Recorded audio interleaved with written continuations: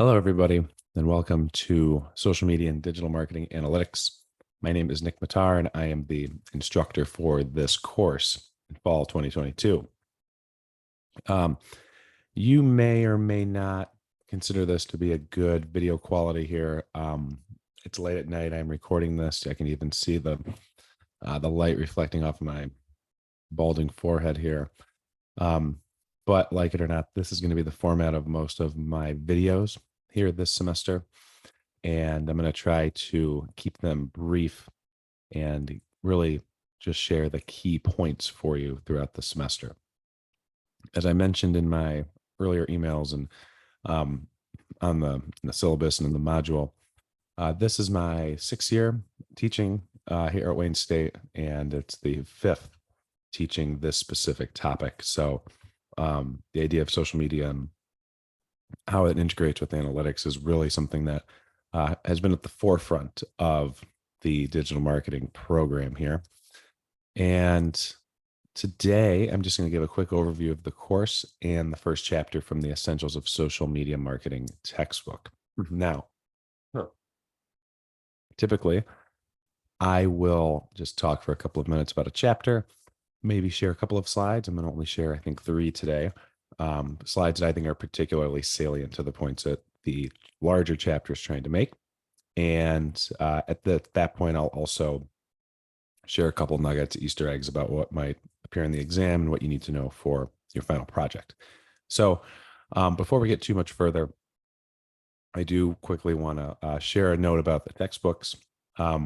This Essentials of Social Media Marketing textbook, it looks long, it looks daunting, but it's really not.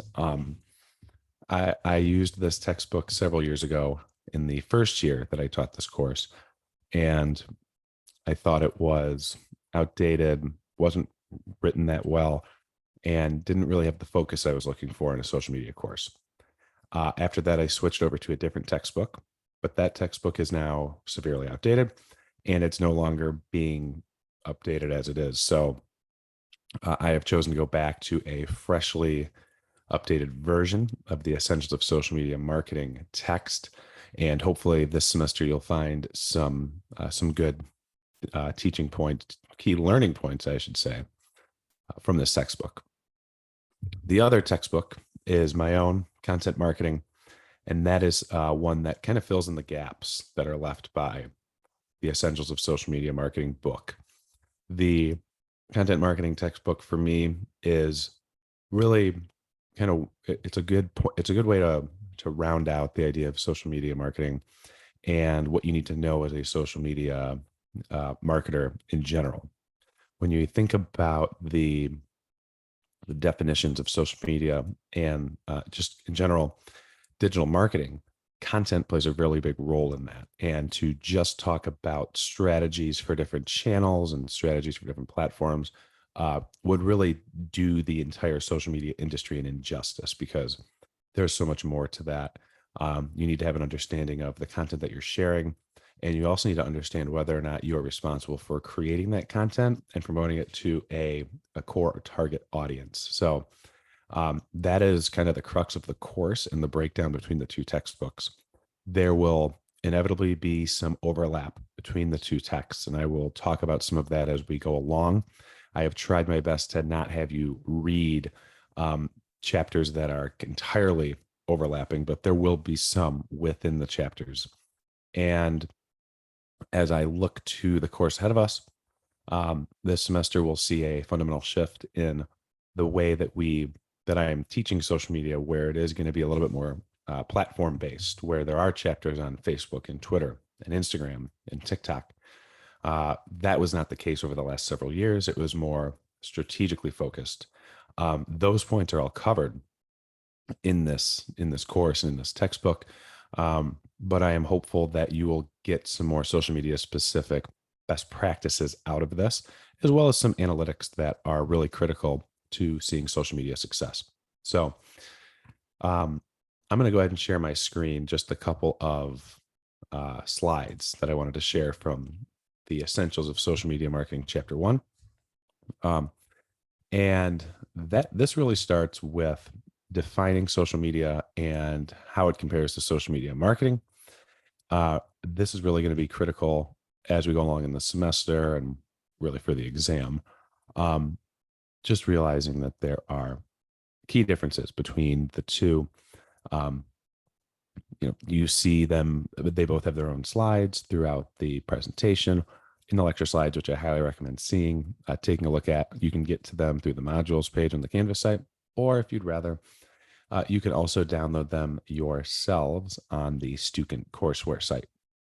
But the big difference I want to show in social media marketing, the definition is that it is used to increase brand awareness, identify key audiences, generate leads, and build relationships. Social media in itself does not do that. Social media marketing takes the strengths of social media, capitalizes on them, and utilizes all the positives for marketing gain. Also, the second point here is something that is real that you're going to see a lot throughout the chapters here in both textbooks that we use, and that is this concept is centered around the effort of creating engaging content that attracts, resonates with, and encourages the users to to really engage with the content and share it with their own networks. I mean, if there's one point to really understand number one in this course, it is the idea that social media is meant to provide value to a target audience, and it can help build a community that is done through not just social media content, but the other content that is shared specifically as well externally. So whether that's promoting a blog post, promoting a podcast, a video, an infographic, anything, an event, a survey, all these different pieces of content, they work together with social media, which is really social media is the vehicle by which marketing is done. And so this is where I really wanted to start with this slide here. I won't go into the slide that defines social media by itself. I think everybody is familiar with that. You're not going to be tested on the definition of social media. I was going to show all the charts that were shown earlier in the lecture slides. I think those are important. Not everything specifically, but some of the key points that are written out in the courseware itself in chapter 1. Those are some things to know. Specifically, how social media now, if there's a site that is popular, a platform that becomes popular, it takes off fast. We are no longer in an age of requiring years before mass adoption. I mean, we're looking at days. I think the one app that the textbook mentions is that Pokemon Go took 3 weeks to reach some enormous number of users, like 50 million or 100 million. So that's something to keep an eye on here in chapter 1. So there are benefits of social media marketing. These are some things to know, but I really brought this to the forefront of this presentation here because we are going to go into detail about a lot of this, but also a lot of these things here: thought leadership, marketplace insight, brand loyalty, increased traffic, brand awareness. Those are all done not just through social media, but through the combination of social media and the content that is shared. You think about brands like the popular B2C retail brands, food brands, is you're going to see a lot of examples of this. One is Wendy's, who has this hilarious Twitter account where they have this kind of alter ego persona. This has been a Twitter account that has been brought up in just about every social media course that I've taught since they really became kind of popular for their alter ego. And I am here to say that, yes, they do some of these things. But they also, if you just scroll through their tweets, you're going to see a lot of self-promotion in there. They use social media to really hook in new readers with their viral tweets and their posts that are somewhat polarizing and funny or satirical. Then once they have you, they come after you with these, deal of the day. Oh, what you could get 2 burgers for $4. If you were to just scroll through the Twitter feed, you're going to see a lot of um, attempts to drive not just brand awareness, but to get traffic. And we look at increased traffic as website traffic generally, but they legitimately are trying to raise the awareness of um, all of their discounts and their deals and whatever the promotions are, and essentially increasing foot traffic to their stores or ordering through their app.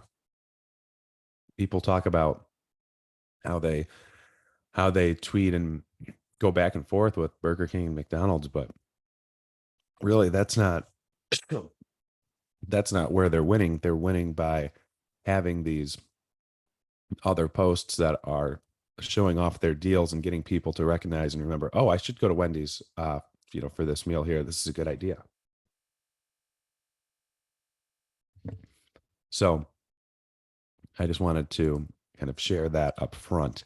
Another piece to think about though is that social media marketing at its core is trying to do some of these things. They're trying to drive sales. They're trying to drive the bottom line. And as you'll see throughout the course, that's not something that a lot of executives have figured out yet. And a lot of them don't believe that social media is done, at least on the organic side. There's a whole paid side where agencies and companies have figured out how to essentially turn ad dollars into actual profit. That is for another time, not for today. But the idea of social media marketing in general is that it can help reduce costs. You're reaching a wider audience at a lower rate. Customers are going to share their kind of extreme experiences, positive or negative, on social media, and it's a good place to share owned, earned, and paid media. You have the ads on the paid side. Earned are those hits that pop up in the news, and owned media is your own stuff. If you're a B2B, blog posts, content like that. But yeah, I mean, those were the only slides that I was intending to share today. I will bring my video up here. Again, a short video per chapter. I will be combining the first two chapters of the content marketing textbook into one video. But that's the introduction to the course. Hopefully, I didn't confuse you anymore here, and there was some clarity provided on some of these topics. So, as always, feel free to email me with any questions you may have, and I will see you soon.